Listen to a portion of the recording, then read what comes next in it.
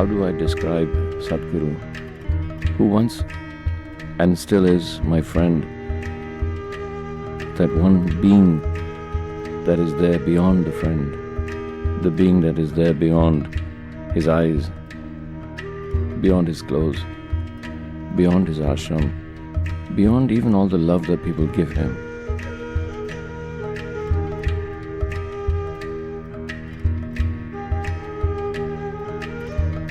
When I walk with him and I hold him, I feel he's a child.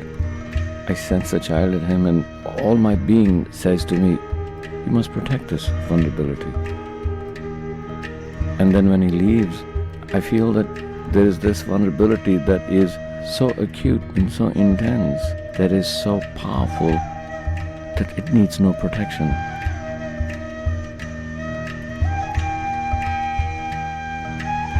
By baring himself, by giving himself to everybody and everything in every act of creation around him, and merges with that which is eternal.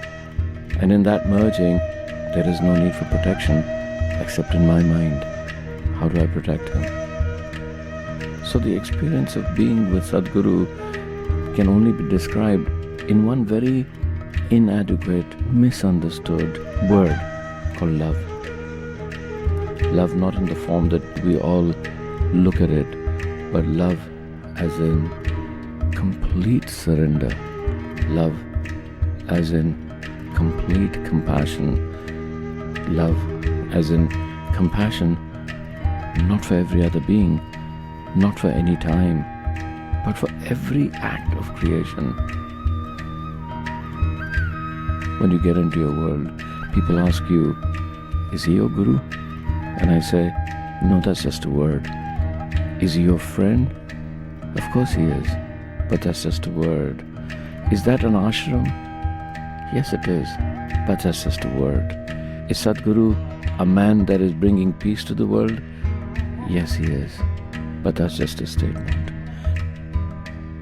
Beyond statements, beyond love, beyond words, beyond even yearning, there lies somewhere there an access point to something that is eternal.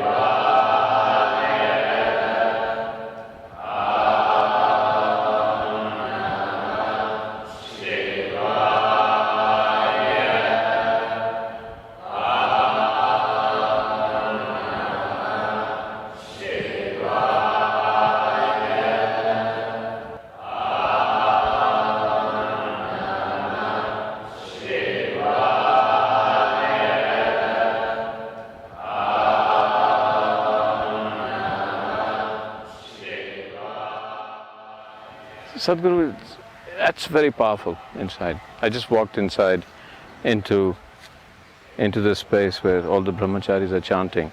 There's something special about their chants. It kind of hits you right here. It's kind of energizing and power.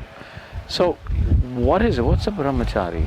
I mean, we understand in Hinduism, brahmachari means denial, and you often said it's not about denial, it's about gaining something without denying it. So tell me about it.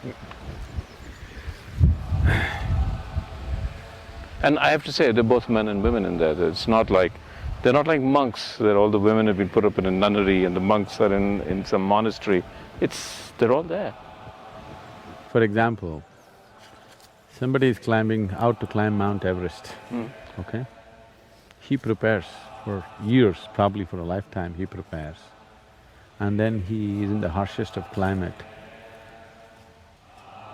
denying himself every pleasure of life, of comfort, of family, of society, everything that normally people want to have, he denies himself all that to climb the mountain. But do you really believe he's denying himself? Or is he making another possibility which you can never imagine real in his life? So that's brahmacharya. The word brahmacharya literally means, Brahman means the ultimate, charya means the path. you are on the path of the ultimate. Or in other words, you are somebody who is not willing to settle for small things. So anybody who has created anything worthwhile in their lives have naturally denied themselves lot of simple pleasures other people are having. When you're making a film, maybe you're not eating well, maybe you're not sleeping well. Are you taking your afternoon nap, sitting with your wife, enjoying the siesta, having dinner with them, with your family? Are you doing all this? Everything you deny yourself because you want to create something, isn't it? Isn't that true with every man or woman who has created something worthwhile in their life? The same with brahmacharya, they are on the path of the ultimate. Because of that, their attention is not diverted to other things that people think are valuable. So, what's the ultimate? See here, if you look around, there's brick and stone, or rather mud and stone and trees and plants. This is creation. But now if you look at this, from the same soil this tree is coming, throwing out… right now there are no flowers, but it throws out wonderful fragrant flowers. From the same soil a mango tree will come and throw out mangoes. From the same soil you have come and making movies From the same soil I have come and I am a guru. So there is something here which can make this mud into a tree, into a fruit, into a filmmaker, into a guru and into a billion other things. Don't you want to know what it is? Don't you want to experience what it is? And if it was somewhere in heaven, I'm not interested. But if you eat a banana, that banana becomes a human being within you. There is something here which can transform a rice grain or a banana or a piece of bread into a human being. This is the ultimate source of creation. Don't you want to know what it is? Don't you want to experience? Don't you want to know the power of it, the beauty of it, the joy of it? So these are people who have had a taste of that and now they want all of it. They don't care whether they eat or not. They don't care whether they drink, smoke and enjoy other simple physical pleasures that other people are addicted to. They have had a taste of the ultimate. Now they want it all, they won't settle for anything less. Okay, now I understand that till you've experienced it, it's an experiential sensation, or more than a sensation. Talk about the ultimate. What is the ultimate? My work as a guru is just to give you a taste of that ultimate, so that your life goes into a tizzy and you go crazy and you want to go for it. You've had a taste, now you can't stop. So your work is to drive people mad? Yes. Right, okay. Because if people slip through their life in the name of comfort, in the name of security, they're wasting their life. They must go all the way. This is not my desire, it's their desire also, because today you have a desire to fulfill this. If that happens, you want the next one and the next one and the next one. If you carefully look at your desiring process itself, you will see you're not willing to settle for anything limited, isn't it? There is something within you which doesn't like boundaries, there is something within you which is longing for the ultimate always. So this is not my idea, this is not my philosophy that you should seek ultimate. You're anyway seeking ultimate in unconscious ways. I am saying, if you seek in unconscious ways, you'll always remain frustrated and the chances of finding it are remote. It's better to seek what you want in a conscious way, in a focused way. So brahmacharis are those people, they are also seeking just what you're seeking, but they are seeking it 100% consciously. So, what is the ultimate? Is there other words? I mean, I'm looking for words. What is ultimate? See, whatever we look at, we can only look at the way you understand it right now, okay? If I say something which is not in your understanding, now I'll be compelling you to believe me or disbelieve me. I don't want to go into such obscenities. I think it's obscene to demand that you must believe me. Okay. So right now in your life, do you see that when you stand here, what you call as myself, actually you gathered over a period of time? Yeah. In terms of your mind, it's a huge heap of impressions. In terms of your body, it is a heap of food that you've eaten. So you gathered this. What you gather can be yours. Can it ever be you?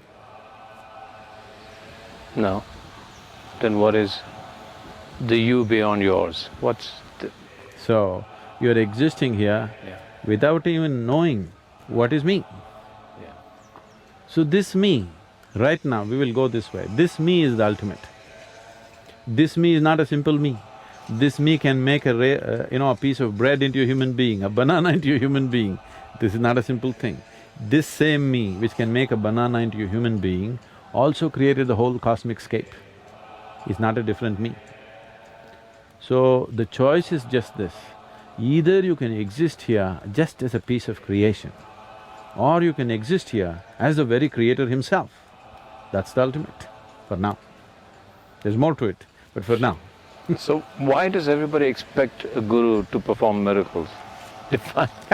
Yeah, I mean, this is the whole thing. At one point, if I go and say I met Sadhguru and I had this amazing experience and… You must tell them he is a real miracle because he eats a banana and he makes it into a human being. You must tell them.